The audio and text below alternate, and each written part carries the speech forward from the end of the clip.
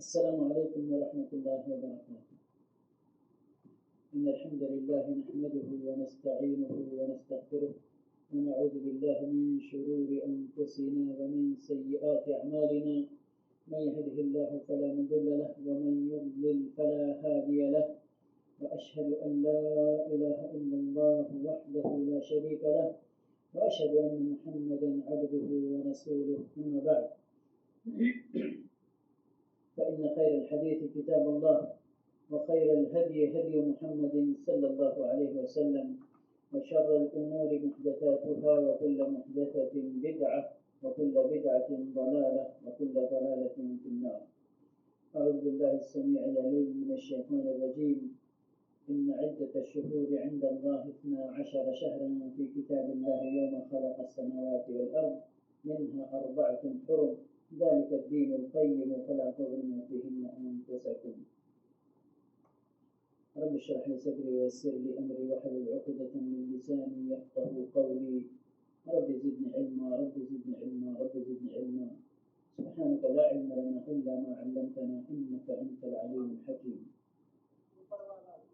حمد و صلاۃ کے بعد، جیسا کہ اعلان کے ذریعے آپ لوگوں کو پتہ چل چکا ہوگا کہ آج کے اس درس میں انشاءاللہ ماہ محرم کے تعلق سے گفتگو کی جائے گی کہ ماہ محرم میں کیا کرنا مشروع ہے اور کیا کرنا غیر مشروع ہے، اور جن کاموں کا کرنا مشروع ہے شرعاً ان کی فضیلت کیا ہے، ماہ محرم کی اہمیت کتنی ہے اللہ کے نزدیک. چند باتیں انشاءاللہ اللہ کی توفیق سے آپ کے سامنے ذکر کی جائیں گی. اللہ رب العالمین سے دعا ہے کہ پروردگار ہمیں توفیق عطا فرمائے کہ ہم اپنے دین کا صحیح علم حاصل کریں اور اس کے مطابق عمل کریں. پروردگار ہمارے نیک اعمال کو قبول فرمائے. میرے بھائی اور دوستو، یہ ماہ محرم حرمت والے مہینوں میں سے ایک اہم مہینہ ہے. جیسا کہ اللہ رب العالمین نے ارشاد فرمایا کہ ان عدت الشہور عند اللہ 12 شہرا، کہ مہینوں کی تعداد اللہ کے نزدیک اسی دن سے جس دن سے اللہ رب العالمین نے اس کائنات کو وجود بخشا تھا، زمین اور آسمان کو پیدا فرمایا تھا، اور اس زمین اور آسمان کے اندر شب و روز کی گردش کو منظم فرمایا تھا. 12 مہینوں میں اس گردش کو تقسیم کیا تھا. اس کی تعداد اسی دن سے جس دن سے اللہ رب العالمین نے آسمانوں اور زمینوں کو وجود بخشا، اسی دن سے مہینوں کی تعداد 12. ان عدت الشہور عند اللہ 12 شہرا فی کتاب اللہ، اللہ کی کتاب کے اندر یوم خلق السماوات والارض، جس دن اللہ رب العالمین نے آسمانوں اور زمینوں کو وجود بخشا.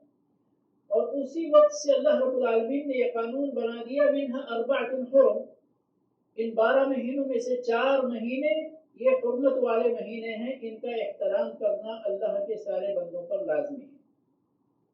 جو لوگ اللہ کی بات کو مانیں گے، اللہ کی اطاعت و فرما برداری کریں گے، وہ لوگ اس کے احترام کو بجا لائیں گے، اس کے حرمت کو وہ اس کا پامال نہیں کریں گے، اس کی پاسداری کریں گے. اور جو لوگ اللہ کے نافرمان بندے ہوں گے، وہ اللہ رب العالمین کی اس حرمت کا پاس و لحاظ نہیں کریں گے، بلکہ اس کو پامال کر سکتے ہیں. منها 4 حرم، ان 12 مہینوں میں سے 4 مہینے حرمت والے ہیں. ذالک الدین القیم، یہی درست دین ہے، درست بات ہے، یہی اللہ کا دستور ہے، یہی اللہ کا قانون ہے، یہی اللہ کی شریعت ہے. ذالک الدین القیم فلا تظلموا فیہن انفسکم، ان حرمت والے مہینوں میں اپنے نفسوں پہ ظلم نہ کرو. کیسے ظلم کرتا ہے بندہ؟ برائیوں کا ارتکاب کر کے، اللہ رب العالمین کی نافرمانیوں اور معصیتوں کا ارتکاب کر کے اپنے نفس پہ بندہ ظلم کرتا ہے. اللہ رب العالمین نے ان حرمت والے مہینوں کی حرمت کا خیال رکھنے کا حکم دیا ہے. اب جو بندہ ان کی حرمتوں کو پامال کرے گا، گویا کہ وہ ان پامالیوں کے ذریعے اپنے نفس پہ ظلم کرے گا. اللہ رب العالمین کا حکم کیا ہے؟ اللہ رب العالمین کا حکم یہ ہے کہ اس مہینے کی حرمت کی پاسداری کی جائے، اس کو پامال نہ کیا جائے، اس کا احترام کیا جائے. حدیث میں اس تعلق سے ابو بکر رضی اللہ تعالیٰ عنہ کی حدیث موجود ہے فرماتے ہیں اللہ کے نبی صلی اللہ علیہ وسلم نے اپنی تقریر کے اندر مکہ کے اندر ارشاد فرمایا تھا ان الزمان قد استدار كهيئته يوم خلق السماوات والارض. آپ کو معلوم ہے کہ شمسی کیلنڈر اور قمری کیلنڈر میں فرق ہوتا ہے. جو سورج کا کیلنڈر شمسی نظام کا کیلنڈر ہوتا ہے اس میں زیادہ تبدیلی نہیں ہوتی ہے. ہر 4 سال کے بعد ایک دن کی تبدیلی ہوتی ہے تو وہ فروری میں ایڈجسٹ ہو جاتا ہے 29 سے 28 میں. لیکن چاند کا مہینہ باقاعدہ ہر سال 10 دن 11 دن 12 دن آگے اور پیچھے اللہ کے حکم سے ہوتا رہتا ہے. اللہ کے نبی صلی اللہ علیہ وسلم نے جس سال یہ تقریر فرمائی اس سال آپ صلی اللہ علیہ وسلم نے ارشاد فرمایا کہ اللہ نے جب سے ان آسمانوں اور زمینوں کو پیدا کیا ہے سورج اور چاند کے آنے جانے کا سسٹم بنایا ہے. یہ جو گردش ایام کے نتیجے میں جو تقدیم اور تاخیر ہو جایا کرتی تھی وہ اتنے وقت کے بعد اللہ کے حکم سے ابھی پلٹ کر اسی حالت میں آ گیا ہے جس حالت میں اللہ رب العالمین نے آسمانوں اور زمینوں کو جب پیدا فرمایا تھا جو سسٹم رکھا تھا. ان الزمان قد استدار كهيئته اسی طرح یوم خلق السماوات والارض جس طرح سے اللہ رب العالمین نے جس دن آسمانوں اور زمینوں کو پیدا فرمایا تھا.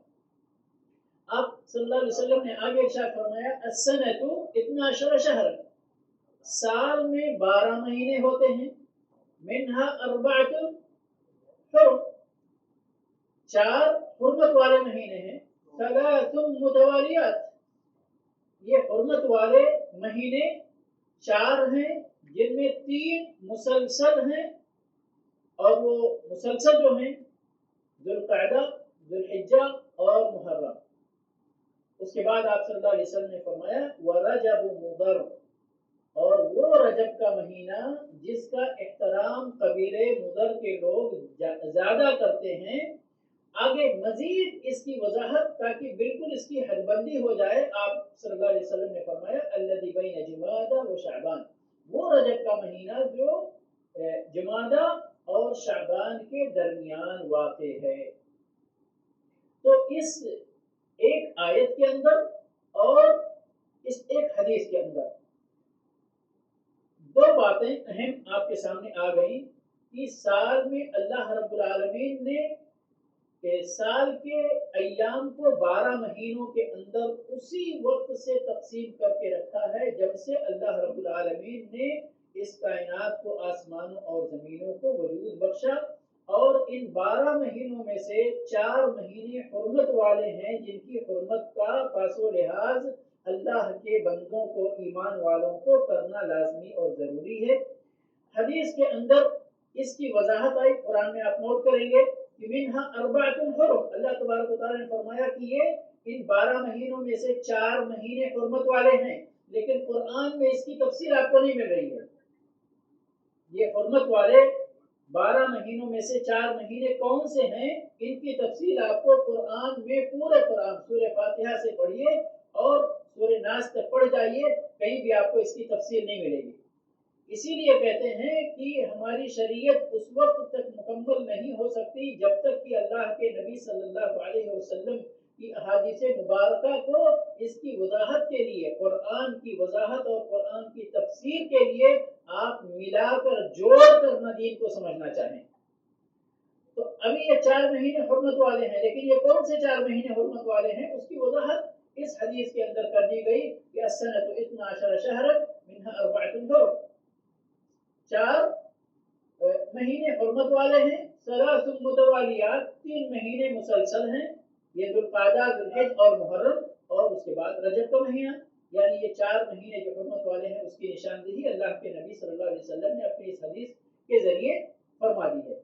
تو یہاں پر سال میں 12 مہینے ایک بات معلوم ہوئی اور ان 12 مہینوں میں سے 4 مہینے حرمت والے ہیں. وہ قرآن سے بھی ثابت ہے حدیث سے اس کی تفصیل مل گئی کہ حرمت والے مہینے کون کون سے ہیں. اب یہاں پر جو مہینہ ماہ رواں ہے اور جس کے تعلق سے گفتگو کرنے کے لیے یعنی آج یہ موضوع اختیار کیا گیا یہ حرمت والے مہینوں میں سے بنسبت اور مہینوں کے مقابلے میں زیادہ حرمت والا ہے، اس کی اہمیت زیادہ ہے، اس کی تعظیم زیادہ ہے۔ اب اس کی دلیل کیا ہے؟ یہ 4 مہینے سبھی حرمت والے ہیں، سبھی مہینوں کا احترام ہونا چاہیے، لیکن بطور خاص محرم کی حرمت کیوں زیادہ ہے؟ اس کی دلیل کیا ہے؟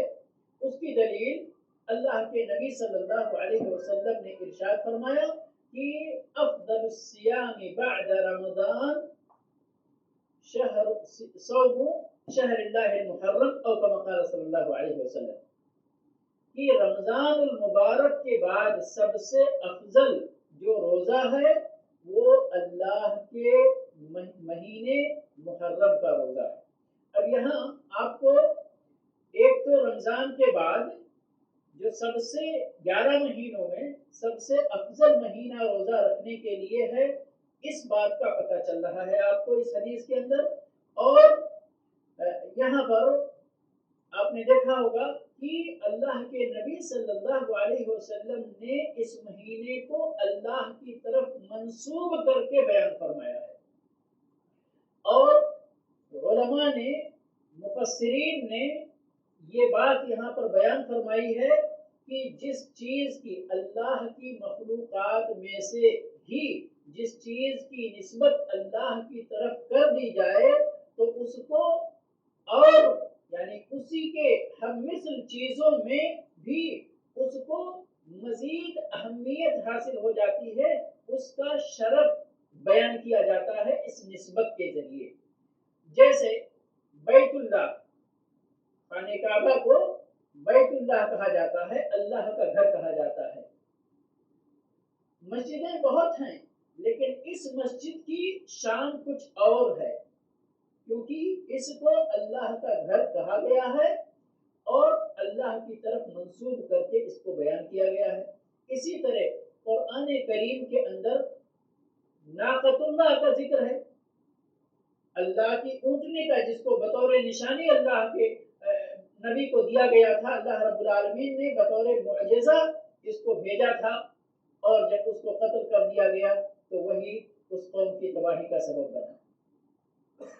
تو کہتے ہیں کسی بھی چیز کی نسبت جب اللہ کی طرف کر دی جاتی ہے، حتیٰ کہ اللہ کے برگزیدہ بندوں کی نسبت، انبیاء کرام کی نسبت اللہ رب العالمین نے اپنی طرف کی ہے، ہمارے نبی جناب محمد رسول اللہ صلی اللہ علیہ وسلم کی نسبت، اپنی بندگی کی نسبت، عبد ہونے کی نسبت اپنی طرف نہایت ہی جلیل القدر مقام میں بیان فرمایا ہے، جو کہ 15ویں پارے کے اندر سبحان الذی اسری بعبدہ لیلا من المسجد الحرام الى المسجد الاقصی، فرمایا پاک ہے وہ ذات جو اپنے بندے کو، یہاں پر رسول کا بھی ہو سکتا تھا، نبی کا بھی ذکر ہو سکتا تھا، لیکن یہاں پر اللہ تبارک و تعالی نے اپنے بندے کی سب سے نمایاں خوبی کا ذکر فرمایا، اور انسان کی سب سے نمایاں خوبی اس کی بندگی ہی ہے،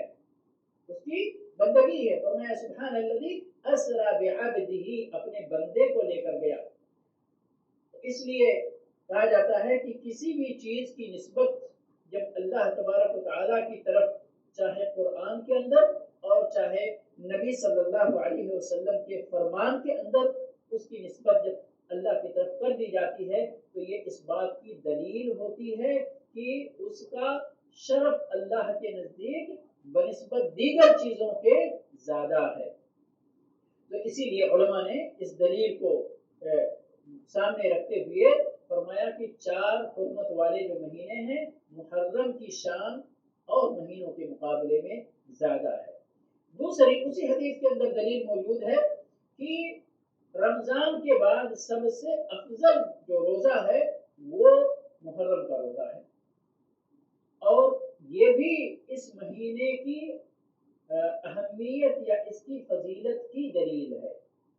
جس طرح رمضان بڑا مبارک مہینہ ہے، بڑی فضیلتوں والا مہینہ ہے، برکتوں والا ہے، رحمتوں والا ہے، تو اس کا روزہ اللہ کے نزدیک بڑا پسندیدہ قرار پایا، اسی طرح رمضان کے مہینے کے بعد اگر کسی مہینے کا روزہ اللہ کے نزدیک اہم ہے تو اللہ کے نبی صلی اللہ علیہ وسلم کے اس حدیث کے بموجب اس کی دلیل کو روشنی میں وہ محرم کا روزہ ہے، تو یہ اس مہینے کی فضیلت اور اس کی اہمیت کی دلیل ہے۔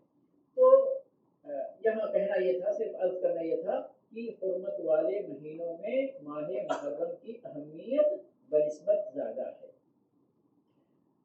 یہ بات آپ کے سامنے۔ اب رہا مسئلہ اس دن کے روزے کے سلسلے میں، اس دن کے روزے کی کیا حیثیت ہے، اس کی کیا فضیلت ہے، اس کا کیا اجر و ثواب ہے، کیسے اس کو رہنا چاہیے، اور اس مہینے میں مسلمانوں کو اپنے رب کی بندگی کے طور پر کیا کرنا چاہیے، اور ہماری امت کیا کرنے لگی ہے، ہماری امت کیا کرنے لگی ہے۔ اس مہینے کے سلسلے میں عمومی طور پر آپ نے سنا کہ رمضان کے بعد جس مہینے کا روزہ زیادہ افضل ہے وہ محرم کا مہینہ ہے۔ اب اس حدیث کا تقاضا یہ ہے کہ عاشورہ کے علاوہ بھی اگر کوئی بندہ اس پورے مہینے میں اللہ کی رضا کی خاطر روزہ رکھتا ہے تو یہ بھی کار خیر ہے، عمل صالح ہے، اللہ کی بندگی ہے اور اجر و ثواب کا باعث اور ذریعہ ہے۔ لیکن خصوصی حدیث کس سلسلے میں وارد ہوئی ہے؟ عاشورہ کے روزے کے سلسلے میں وارد ہوئی ہے، اور یہ روزہ اللہ کے نبی صلی اللہ علیہ وسلم اور قریش کے لوگ بھی، جیسا کہ عائشہ رضی اللہ تعالی عنہا کی حدیث میں بیان کیا گیا ہے کہ قریش بھی عاشورہ کا روزہ رکھتے تھے۔ خود اللہ کے نبی صلی اللہ علیہ وسلم آپ کی اپنی مکی زندگی میں یہ روزہ رکھا کرتے تھے، لیکن جب مدینہ آئے تو اس کے پس منظر کے سلسلے میں آپ صلی اللہ علیہ وسلم نے استفسار کیا، آگاہی چاہی، تو جو پس منظر سامنے آیا وہ یہ کہ اللہ تبارک و تعالی نے موسیٰ علیہ السلام اور بنو اسرائیل کو اس دن 10 محرم کے دن فرعون اور فرعون کی فوج سے نجات عطا فرمائی تھی، اور اسی دن فرعون اور فرعون کے لشکر کو تباہ و برباد کیا تھا، جس کی خوشی میں موسیٰ علیہ السلام نے روزہ رکھا تھا اللہ کے شکرانے کے طور پر۔ تو اللہ کے نبی صلی اللہ علیہ وسلم نے اپنی مشہور حدیث ارشاد فرمائی، نحن احق بموسیٰ منکم۔ جب مدینہ آپ آئے صلی اللہ علیہ وسلم، آپ روزہ رکھتے تھے لیکن دیکھا مدینہ کے یہود بھی روزہ رکھتے ہیں، تو اس کی وجہ آپ نے جاننا چاہیے، اور آپ نے پوچھا کہ یہود کیوں روزہ رکھتے ہیں، تو یہ پس منظر بیان کیا گیا کہ یہود اس لیے روزہ رکھتے ہیں کہ موسیٰ علیہ السلام نے اللہ کے شکرانے کے طور پر اپنی فتح اور اپنی جیت پر اور موسیٰ کی ہلاکت پر خوشی کا اظہار کرتے ہوئے اپنے رب کے شکرانے کے طور پر یہ روزہ رکھا تھا، اور یہود ان کی ابتدا میں یہ روزہ رکھتے ہیں۔ تو اللہ کے نبی صلی اللہ علیہ وسلم نے ارشاد فرمایا، نحن احق بموسیٰ منکم۔ یہاں پر ہمارے بعض حتیٰ کہ علماء کرام بھی ترجمہ کرتے ہیں کہ ہم لوگ یعنی مسلمان یا نبی صلی اللہ علیہ وسلم اور پھر آپ کی امت موسیٰ علیہ السلام کی اقتدا کے تمہارے مقابلے میں زیادہ حقدار ہیں۔ دراصل حقیقت میں دیکھا جائے تو یہ اس طرح کا ترجمہ یا اس طرح کا مفہوم غلط ہے، کیونکہ اللہ کے نبی صلی اللہ علیہ وسلم نے جس وقت حضرت عمر رضی اللہ تعالی عنہ کے ہاتھ میں توریت کا ورقہ دیکھا تھا اور آپ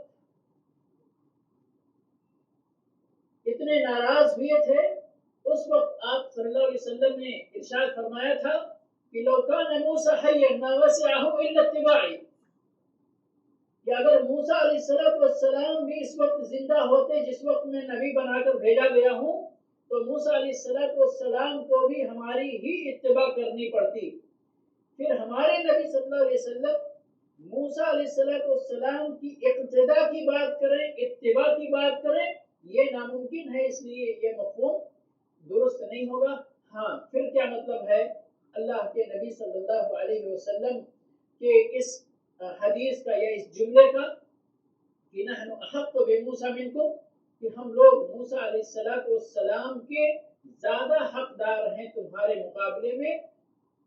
وہی پس منظر آپ سامنے رکھیے، اور جس طرح موسیٰ علیہ السلام نے بطور شکرانہ اللہ رب العالمین کے لیے روزہ رکھا تھا، اس خوشی میں اس موسیٰ علیہ السلام کی اس فتح اور اللہ کی طرف سے موسیٰ علیہ السلام کی اس نصرت پر خوشی کے اور اس پر اللہ کے شکر ادا کرنے کے تمہارے مقابلے میں ہم زیادہ حقدار ہیں، تمہارے مقابلے میں ہم زیادہ حقدار ہیں۔ اس احقیت کی وجہ کیا ہے کہ اللہ کے نبی صلی اللہ علیہ وسلم یہود کے مقابلے میں موسیٰ علیہ السلام کی اس خوشی کا اظہار یا اس پر اللہ کا شکر ادا کرنے کے زیادہ حقدار ہیں۔ اس کی کیا وجہ ہے؟ سب سے اہم وجہ میں بیان کر دیتا ہوں میرے بھائیوں، کہ اللہ کے نبی صلی اللہ علیہ وسلم جس مشن کی تکمیل کے لیے آخری نبی بنا کر اس کائنات کے اندر بھیجے گئے، اس دنیا کے اندر، یہ وہی مشن تھا جس مشن کے لیے اللہ رب العالمین نے حضرت موسیٰ علیہ السلام کو بھیجا تھا، اور وہ مشن اللہ کی توحید کی طرف دعوت کا مشن تھا۔ تو اللہ کی توحید موسیٰ علیہ السلام نے جس کی طرف لوگوں کو دعوت دی، بعینہ وہی دعوت ہمارے نبی صلی اللہ علیہ وسلم کی دعوت اور سارے انبیاء کرام کی دعوت، توحید کی دعوت، اللہ کی بندگی کی دعوت، ایک اللہ کی طرف بلانے کی دعوت، اور حق اور باطل کے اندر ٹکراؤ موسیٰ علیہ السلام کے زمانے میں اسی بنیاد پر ہوا کہ موسیٰ علیہ السلام ایک اللہ کی طرف دعوت دیتے تھے، اور فرعون لوگوں کو اپنی بندگی کی طرف دعوت دیتا تھا، ٹکراؤ اسی بات کا تھا۔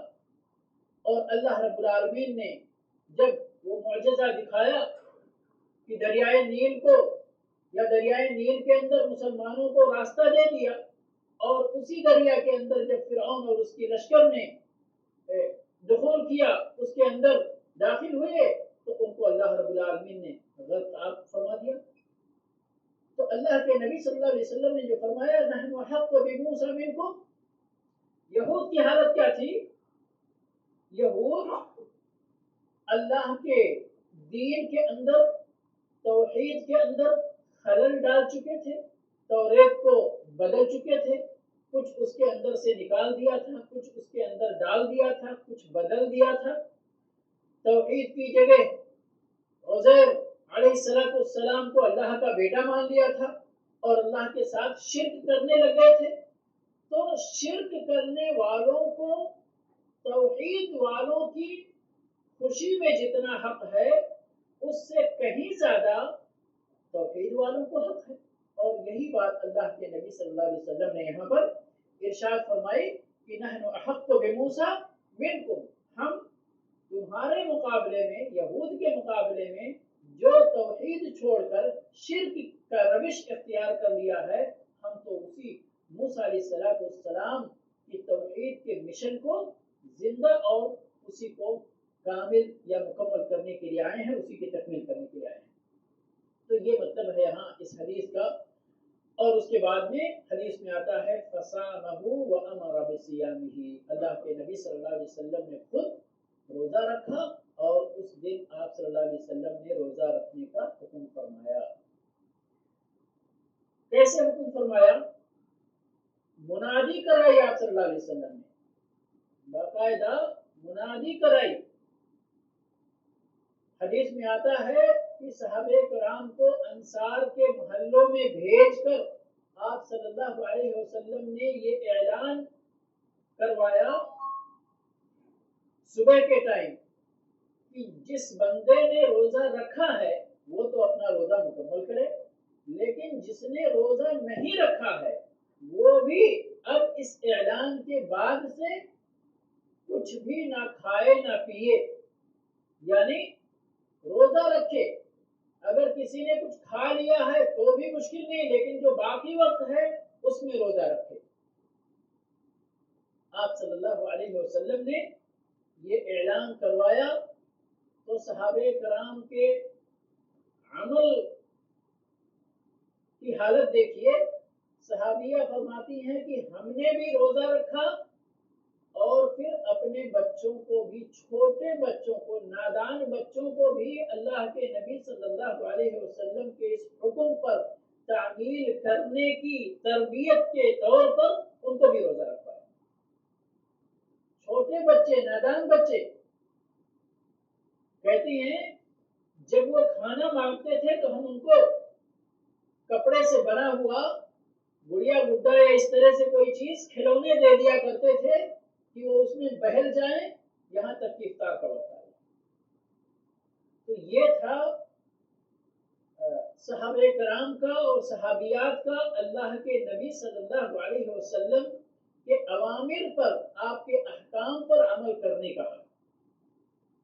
ہمیں بھی چاہیے اپنے بچوں کی تربیت کرنے کے طور پر، یہ نہیں کہتے ان کو آپ بھوک ماریے، ستائیے ان کو، رمضان کا مہینہ ہے تو پورے مہینے ان کو روزہ رکھائیے، نہیں، لیکن بطور تربیت ان کو پتہ چلنا چاہیے کہ ہاں یہ اللہ کی بندگی ہے اور اللہ کو خوش کرنے کے لیے کھانا بھی چھوڑا جاتا ہے، پانی بھی چھوڑا جاتا ہے تاکہ ہمارا اللہ خوش ہو جائے، اور یہ بھی ایک اہم عبادت ہے۔ جس طرح آپ نماز کی ٹریننگ دیتے ہیں، جس طرح اور دیگر بہت ساری باتوں کو بچوں کو، میرے بھائی اور دوستوں، سب سے پہلے نمبر پر عقیدے کی ٹریننگ دینی چاہیے ان کے، یعنی نبی صلی اللہ علیہ وسلم کی تربیت کا طریقہ دیکھیے۔ یا غلام انی اعلمک کلمات، چھوٹے بچے میں تمہیں چند باتیں بتانا چاہتا ہوں، احفظ اللہ احفظ اللہ تجدہ تجاہ، یہ جو حدیث اہم ہے جس میں، کیونکہ یہ دنیا مادی دنیا ہے اور اس میں بچے بھی اس مادی دنیا اور اسباب والی دنیا میں بہت ساری چیزوں کو اسباب کے ساتھ جوڑ کر دیکھتے ہیں، اور یہ دیکھنے کی بات بھی ہے، لیکن یاد رکھنا چاہیے کہ اسباب بعد میں ہے، مسبب الاسباب پہلے۔ اسباب پیدا کہاں سے ہوتے ہیں؟ یہ مسبب الاسباب کے پاس سے پیدا ہوتے ہیں، تو اسباب کا نمبر بعد میں آتا ہے، مسبب پہلے ہے۔ تو یہاں پر اللہ کے نبی صلی اللہ علیہ وسلم نے اسی بات کو اس حدیث کے اندر سمجھانا چاہا کہ یاد رکھو کہ اگر پوری دنیا مل کر، پوری دنیا، آپ پوری دنیا کا لفظ کہنے میں بہت آسان ہے، لیکن تصور کریں، امیجن کریں آپ، پوری دنیا کا مطلب کتنی بادشاہتیں ہیں، کتنی فوج ہیں، کتنی کیا کیا کیا کیا، پورا ایک طرف رکھ دیجیے۔ آپ بچے کے دل میں جب یہ بات ڈال رہے ہیں تو آپ سوچئے کتنی بڑی بات اس بچے کو آپ سکھا رہے ہیں۔ وہ پھر اللہ کے علاوہ کسی اور سے ڈرے گا نہیں۔ اللہ کے نبی صلی اللہ علیہ وسلم فرماتے ہیں پوری دنیا مل کر اگر تم کو کچھ فائدہ پہنچانا چاہے تو اتنا ہی فائدہ پہنچا سکتی جتنا کہ اللہ نے تمہارے لیے مقدر کر رکھا ہے، اور پوری دنیا مل کر اگر تم کو نقصان پہنچانا چاہے تو اتنا ہی نقصان تم کو پہنچا سکتی جتنا کہ اللہ رب العالمین نے تمہارے حق میں نقصان لکھ رکھا، اس سے زیادہ کچھ نہیں کر سکتا، کوئی کچھ نہیں کر سکتا۔ تو یہ اگر آپ کے بچے کے رگ رگ میں، ان کے خون کے ساتھ یہ عقیدہ مل جائے تو ان کی زندگی پھر کس طرح گزرے گی آپ انشاءاللہ اس کو ان کے آگے کی زندگی میں دیکھیں گے۔ تو کہنے کا مطلب یہ ہے، یہاں جو بچوں کی تربیت کے حوالے سے بات ہو رہی تھی کہ صحابیات نے بچوں کو روزہ رکھایا صرف اس لیے کہ وہ اللہ کی بندگی کا یہ طریقہ بھی سیکھ لیں۔ اس کی اہمیت کی بات یا اس کے اجر و ثواب کی بات، حدیث بڑی مشہور ہے، اللہ کے نبی صلی اللہ علیہ وسلم سے پوچھا گیا تو آپ صلی اللہ علیہ وسلم نے فرمایا احتسب علی اللہ انہ یکفر السنۃ التي قبلہ، مجھے اللہ سے پوری امید ہے کہ یہ عاشورہ کا روزہ اس عاشورہ کے دن سے پہلے کے ایک سال کے گناہوں کا کفارہ بنے گا۔ ایک سال کے گناہوں کا کفارہ بنے. اور یہ اللہ کے نبی صلی اللہ علیہ وسلم کی بات ہے، اس میں جھوٹ کی گنجائش نہیں ہے. یہ اللہ کا فضل ہے، اس کا احسان ہے، اس کی راہ کا وعدہ کیا ہے. تو یہ یعنی جو عاشورہ کے اجر و ثواب کے تعلق سے یہ بات ہمیں جان لینی چاہیے، اس کی اہمیت کتنی ہے، اس کا اجر و ثواب کتنا ہے. اب عمل کا نمبر آتا ہے تو ہمیں کس طرح اس پر عمل کرنا چاہیے. اللہ کے نبی صلی اللہ علیہ وسلم چاہے آپ کی مکی زندگی کے اندر اور چاہے مدینہ کے ابتدائی دور کی بات لی جائے تو آپ صلی اللہ علیہ وسلم صرف عاشورہ کا روزہ رکھتے تھے. کون سا روزہ رکھتے تھے؟ صرف عاشورہ کا، یعنی 10 تاریخ کا، 10 محرم کا روزہ رکھتے تھے. بعض روایتوں میں آتا ہے کہ بعض صحابہ کرام نے آپ کے سامنے یہ بات رکھی اور وجہ کچھ بھی ہو اللہ رب العالمین نے اس دین کو مکمل کیا اور دین کو مکمل کرنے کے بعض بہانے یوں ہی کسی صحابی کی طرف سے مسئلہ آ گیا، کسی صحابی کی طرف سے سوال آ گیا، کسی کا. اب دیکھیے سورہ مجادلہ نازل ہونے کا سبب آپ دیکھیں کتنا بڑا سبب ہے. ایک خاتون کی وجہ سے اللہ رب العالمین نے اتنی آیتیں نازل فرمائی. تو یہ یہاں پر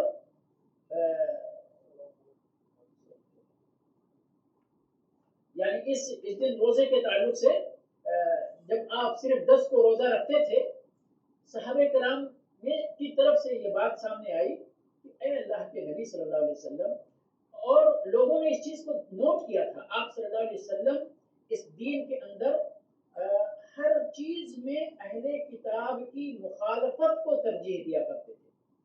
بہت سارے احکام میں اس چیز کو دیکھا گیا. ٹھیک ہے، تو لوگوں نے یہ دیکھا کہ آپ صلی اللہ علیہ وسلم تو ہر چیز میں یہود کی مخالفت، اہل کتاب کی مخالفت کرتے ہیں، پھر یہاں یہود بھی 10 تاریخ کو روزہ رکھتے ہیں اور مسلمان بھی، نبی صلی اللہ علیہ وسلم بھی 10 تاریخ کو روزہ رکھتے ہیں. تو بات سامنے آئی کہ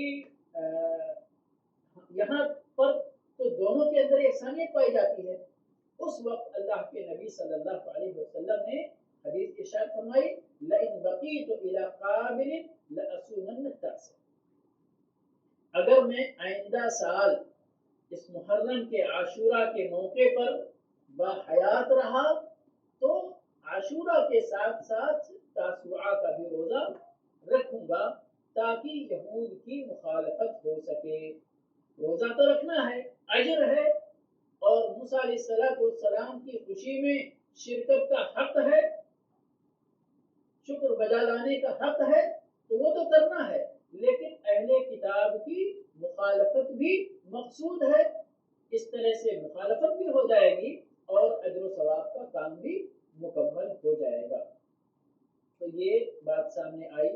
اب یہاں پر ایک حدیث اس طرح سے بھی ہے کہ خالف الیہود، یہود کی مخالفت کرو، صوموا یوما قبلہ او یوما بعدہ، ایک دن پہلے روزہ رکھو، یہود کی مخالفت کرو، ایک دن اس سے پہلے روزہ رکھو یا ایک دن اس کے بعد روزہ رکھو.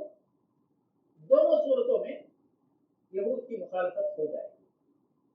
اب اس حدیث میں آپ دیکھیں گے کہ او کا لفظ استعمال کیا گیا ہے، اور او کا لفظ اس کے اندر او سے پہلی جو چیز ہے یا او کے بعد جو چیز ہے وہ دونوں چیزیں گرامر کے اعتبار سے جو حکم ان کا ہوتا ہے وہ برابر کا حکم ہوتا ہے. کسی کو آپ کسی پر ترجیح نہیں دے سکتے، پہلی بات کو دوسری بات پہ یا دوسری بات کو پہلی بات پہ ترجیح نہیں دے سکتے.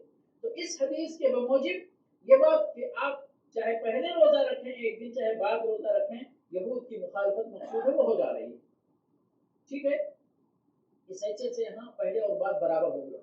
لیکن پہلے کی بات کو ترجیح کہاں سے حاصل ہوتی ہے؟ اللہ کے نبی صلی اللہ علیہ وسلم کی تمنا سے. کہ آپ صلی اللہ علیہ وسلم نے یہ تمنا کی اگر آئندہ سال میں باحیات رہا تو 9 کو روزہ رکھوں گا. اس حدیث کے اندر پہلے والے دن کا ذکر ہے، بعد والے دن کا ذکر نہیں ہے. تو یہ دونوں حدیثوں کو ملا دیجئے تو ترجیح کس کو حاصل ہوتی ہے کہ افضل 9 اور 10 کو رکھنا ہے. اگر کسی سے 9 کو مس ہو جاتا ہے تو پھر وہ 10 کو رکھے اور 11 کو رکھ لے تو مخالفت کی سنت آپ کو حاصل ہو جائے گی. اور اسی کے ساتھ یہ بھی یاد رکھیں کہ اگر کوئی بندہ صرف عاشورہ کا روزہ رکھتا ہے تو عاشورہ کا روزہ رکھنے کا جو اجر ہے وہ اجر اس کو بھی حاصل ہوگا، مگر یہود کی مخالفت کی سنت سے وہ محروم ہو جائے گا۔ لیکن جو بندہ ایک دن پہلے بھی رکھے گا اور عاشورہ کا بھی رکھے گا، یا ایک دن پہلے والا اگر فوت ہو گیا ہے تو ایک دن بعد والا روزہ رکھے گا، تو اس کو مخالفت کی سنت بھی حاصل ہوگی اور یہ اجر و ثواب بھی حاصل ہوگا۔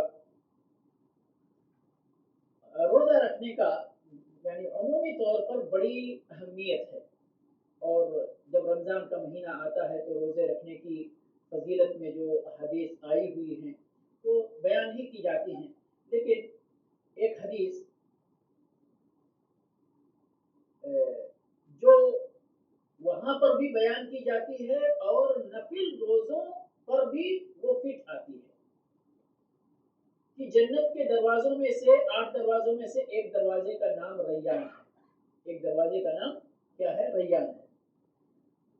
اس میں کون داخل ہوگا؟ صحیح بخاری کی روایت ہے، اس میں صرف اور صرف روزے دار داخل ہوں گے۔ وہ دروازہ جب کھولا جائے گا کہا جائے گا این الصائمون، روزے دار کہاں ہیں؟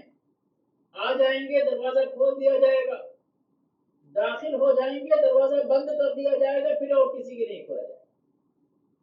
یہاں پر کہا گیا ہے کہ یہ فرض روزے کے ساتھ ساتھ جو نفل روزہ بھی کثرت کے ساتھ رکھتے ہیں، نفل روزہ بھی کثرت کے ساتھ رکھتے ہیں، یہ خصوصیت ان کی بنسبت ان کے جو لوگ فرض پر صرف اکتفا کرتے ہیں، یہ خصوصیت ان کے اندر زیادہ پائی جائے گی اور حق زیادہ ہوگا ان کا۔ لیکن بہرحال اس کے یعنی اس کے اندر ہم اللہ سے امید رکھتے ہیں کہ اللہ رب العالمین سبھی روزے داروں کو داخل فرمائے گا انشاءاللہ۔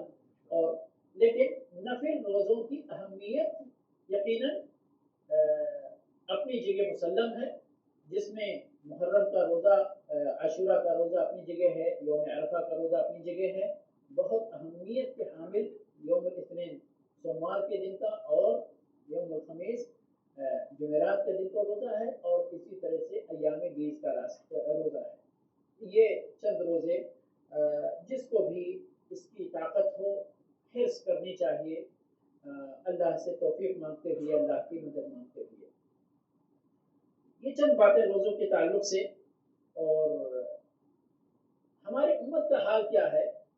یہ تو مصنون چیز ہے جو ابھی بات آپ کے سامنے رکھی گئی کہ عاشورہ کا روزہ رکھنا چاہیے، تاسوعہ کے ساتھ ملا کر 1 سال کے گناہوں کا کفارہ بنتا ہے، اللہ کے نبی صلی اللہ علیہ وسلم کی سنت ہے، رمضان کے بعد اس روزے کی اہمیت بہت زیادہ ہے، اور نفل روزوں میں اس کا اجر و ثواب بڑا عظیم ہے۔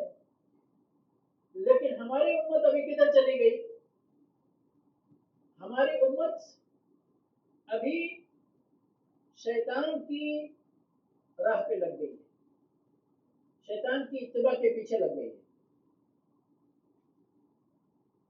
یاد رکھیں، شہادت حسین کا محرم کے مہینے سے صرف اتنا ہی، یا محرم کے اندر جو کام کیے جاتے ہیں، بیان کیے جاتے ہیں، جو اس دن کے روزے کا جو معاملہ ہے، کوئی تعلق نہیں ہے۔ صرف تعلق اتنا ہے کہ حضرت حسین رضی اللہ تعالی عنہ کی شہادت اس مہینے کے اندر واقع ہوئی، بس اتنا ہی اس کا تعلق ہے۔ ہم نے آج کیا کر لیا ہے، پہلی تاریخ سے ہی ماتم شروع ہو جاتی ہے اور 40واں منانے تک کسی نہ کسی شکل میں یہ چیز جاری رہتی ہے، اور یعنی جتنی بھی طوفان بدتمیزی جو ہوتی ہے وہ میں سمجھتا ہوں عوام لوگ ہمارے مقابلے میں، چونکہ کبھی سابقہ نہیں پڑا کہ کیا کیا ہوتا ہے، جس کا سابقہ پڑا ہوگا وہ ہم سے اچھی طرح اس چیز کو جانتا ہوگا کہ کیا کیا کارنامے اس میں انجام دیے جاتے ہیں، تعزیے کے جلوس میں یا ماتم کی محفلوں میں۔ اللہ رب العالمین ہم سب کو اس سے محفوظ رکھے۔ اس کی شرعی حیثیت، پہلی بات میں نے آپ کو بتایا کہ اس مہینے میں، اس تاریخ میں حضرت حسین رضی اللہ تعالی عنہ کی شہادت واقع ہوئی۔ یقیناً یہ امت مسلمہ کے لیے ایک مصیبت ہے، لیکن اس مصیبت کے اظہار کا وہ طریقہ نہیں جو آج امت نے یا امت کی بعض جماعتوں نے یا بعض افراد نے اختیار کر رکھا ہے۔ مصیبت پر اللہ کا حکم کیا ہے؟ صبر کرنا ہے، صبر کرنا ہے، اللہ سے اجر کی نیت لے کر صبر کرنا ہے۔ اور اگر کسی کو کچھ ماتم یا سوگ کا اظہار بھی کرنا ہے، کیونکہ یہ انسان کی فطرت ہے، تو اس سوگ کے اظہار کے اپنے شرعی ضابطے ہیں اور اس کی محدود مدت ہے۔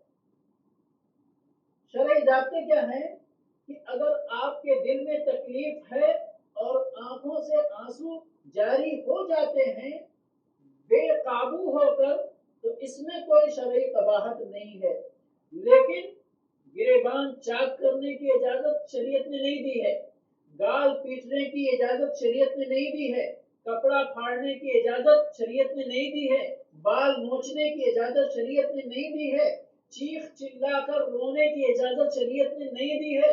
اور آج تو صرف اتنا نہیں، آج تو چھپن چھریاں چلتی ہیں، اس کی اجازت بھلا کہاں سے مل سکتی ہے شریعت کے اندر؟ ممکن نہیں۔ یہ ایک بات ہو گئی، ہم ضابطوں کی بات کر رہے تھے۔ دوسرے نمبر پر اگر مدت کی بات کریں تو صرف بیوہ کے لیے شریعت کے اندر شرعی ضابطوں کے ساتھ ماتم اور سوگ اظہار کرنے کی مدت 4 مہینے 10 دن رکھی گئی ہے۔ اس بیوہ کے علاوہ کسی کے لیے کسی کی موت پر 3 دن سے زیادہ کی ماتم کی اجازت نہیں۔ پھر اتنے دن گزرنے کے بعد بھی ہم، بلکہ پہلے جتنا ہوا ہوگا ہو سکتا ہے اس سے آج کہیں زیادہ ہو رہا ہے، اس کی اجازت شریعت میں کہاں سے آ گئی؟ کون سی دلیل ہے قرآن کی یا نبی صلی اللہ علیہ وسلم کے فرمان کی کہ جس کی بنیاد پر ہم اپنے کو اس دین کی طرف منسوب بھی کرتے ہیں، اللہ کا کلمہ پڑھنے کی بات کرتے ہیں، رسول کا امتی ہونے کی بات کرتے ہیں، اور پھر اس طرح کی حرکتیں ہم کرتے ہیں جس کی شریعت میں کوئی دلیل اور کوئی بنیاد نہیں ہے؟ تو یہ میرے بھائیوں صرف اتنی بات نہیں، ابھی جو تعزیہ کی بات ہے، تعزیہ دراصل ہے کیا چیز؟ یاد رکھیں، میں نے غور کیا تو تعزیہ کا معاملہ جو لوگ قبرستان پر جا کر، قبروں پر جا کر، مزاروں پر جا کر ادھر چادریں چڑھاتے، پھول چڑھاتے، ذبیحے چڑھاتے یا سجدے کرتے یا طواف کرتے، جو بھی کرتے ہیں، تعزیہ کے اندر یہی سارے کام ہوتے ہیں، جبکہ وہ حقیقی قبر ہوتی ہے اور تعزیہ صرف قبر کا نشان ہوتا ہے، قبر کی نشانی ہوتی ہے بس۔ تو یہ شرک اس کے بالمقابل اگر دیکھا جائے، اس کے بالمقابل وہاں کم سے کم کوئی تصور ہے کہ یہ فلاں کی قبر ہے، یہاں تو قبر کا تصور ہے ہی نہیں، صرف اس کی ایک نشان ہے کہ ہاں حسن حسین کی قبر کی یہ علامت بنی ہوئی ہے، اور اس کے ساتھ بھی لوگ وہی سب کام کرتے ہیں جو مزار کے ساتھ بھی نہیں جائز ہے۔ کسی بھی طور پر بھی اللہ کے ساتھ شرک کرنے کی گنجائش ہماری شریعت کے اندر موجود نہیں ہے۔ وہ سارے کام تعزیے کو کیے جاتے ہیں اور پتہ نہیں کیا کیا کیا جاتا ہے۔ تو میرے بھائی یہاں اچھا کتابوں میں اگر مطالعہ کرتے ہیں تو بعض ہو سکتا ہے بعض جگہوں پر یہ چیز موجود ہو، اس لیے بعض علماء کرام نے لکھا ہے کہ جو لوگ ماتم کرتے ہیں عام طور پر ان کا تعلق شیعہ جماعت سے ہوتی ہے یا جو ان کی روش پر چلنے والے بن گئے ہیں۔ اس کے مقابلے میں کچھ سنیوں کا عمل یہ ہوتا ہے کہ وہ لوگ اس دن خوشی مناتے ہیں۔ میرے علم میں تو نہیں ہے کہ کوئی سنی خوشی، لیکن مطالعے کے دوران بعض علماء کرام نے ایسا لکھا ہے کہ بعض یا ہو سکتا ہے سنی کے کچھ لوگ، اور اسی کے ساتھ یہ بھی ہے کہ کون لوگ ہوتے ہیں یہ جو اپنے دین سے اور دین پر صحیح راستے سے نادان ہوتے ہیں، غافل ہوتے ہیں، وہ لوگ صرف شیعوں کی مخالفت میں وہ لوگ ایسا کر رہے، آہو بکا کر رہے، تو چلو ہم اس کے مقابلے میں خوشی منائیں گے۔ تو آہو بکا کرنا بھی جائز اور درست نہیں ہے، اور ان کے مقابلے میں خوشی منانا بھی درست نہیں ہے، کیونکہ کیونکہ ہماری عید تو صرف دو ہے، دو کے بعد کوئی تیسری عید ہمارے پاس خوشی منانے کا کہ نہیں ہے، تو ان کی روش بھی درست نہیں ہے، اور اس کے بالمقابل اگر کوئی غیر شرعی روش اختیار کرتا ہے تو یہ بھی درست نہیں ہے۔ اور اس کے علاوہ جو بھی میرے بھائی اور دوستوں، ہم لوگ مسلمان ہیں، اللہ کا کلمہ پڑھا ہے، رسول صلی اللہ علیہ وسلم کا کلمہ پڑھا ہے، اور ہمارے پاس اطیع اللہ و اطیع الرسول، ان دو ضابطوں، دو بنیادوں کے علاوہ کوئی تیسری بنیاد نہیں ہے۔ آپ کو اپنے دین کے اندر بطور دین، بحیثیت دین کوئی بھی عمل کرنا ہے، اس کی دلیل پہلے تلاش کرنی ہے، کام بعد میں کرنا ہے۔ بہت سارے لوگ الٹا کام کرتے، کام پہلے کر لیتے، دلیل بعد میں تلاش کرتے۔ اور تعجب کی بات، حتیٰ کہ بعض علماء کرام کی تحریروں میں بھی میں نے یہ چیز دیکھی ہے، اور بڑا یعنی اجلہ علماء کرام کہ مجھے اس چیز کی دلیل مل گئی۔ اب تحریر کے اس اسلوب سے آپ کو کیا پتہ چلتا ہے؟ یعنی کہ کام پہلے تھا، دلیل کی تلاش ہو رہی تھی، مل گئی دلیل۔ نہیں، مسلمانوں کے لیے پہلے دلیل اور پھر اس کے بعد اللہ رب العالمین سے دعا ہے کہ پروردگار ہمیں توفیق عطا فرمائے کہ ہم صحیح دین پر اور دین کے صحیح راستے پر چل کر اپنی زندگی گزاریں۔ دین کے اندر اللہ اور اس کے رسول صلی اللہ علیہ وسلم نے جن کاموں کے کرنے کا ہمیں حکم عطا فرمایا ہے ان کو ہم بجا لائیں، اطاعت و فرما برداری کریں، اور جن چیزوں سے اللہ اور اس کے رسول صلی اللہ علیہ وسلم نے ہمیں منع فرما دیا ہے، پروردگار ہمیں ان سے بچتے رہنے کی توفیق عطا فرمائے۔ وآخر دعوانا الحمد لله رب العالمين